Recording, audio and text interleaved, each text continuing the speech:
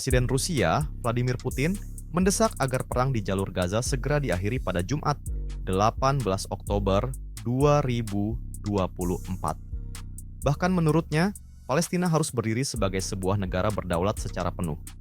Putin pun mendesak Kuartet Timur Tengah untuk diaktifkan kembali guna melanjutkan upaya mediasi di wilayah tersebut. Adapun Kuartet Timur Tengah merujuk pada kelompok negosiasi yang terdiri dari 4 pihak utama, yakni Amerika Serikat, Uni Eropa, Rusia, dan PBB. Mengutip tribunnews.com, Sabtu, 19 Oktober 2024, pernyataan ini disampaikan Putin dalam sebuah pertemuan dengan para manajer media BRICS di Moskow.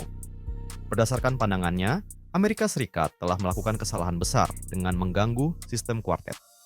Mulai dari memonopoli upaya perdamaian hingga mengambil tanggung jawab penuh soal serangan Israel.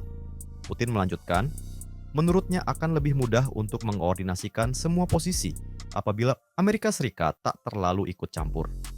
Presiden Rusia itu juga memastikan warga Palestina tak akan meninggalkan jalur Gaza.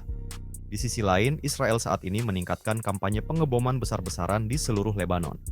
Eskalasi ini menewaskan sebanyak 1.437 orang, 4.123 lainnya luka-luka, dan membuat lebih dari 1,34 juta orang terpaksa mengungsi.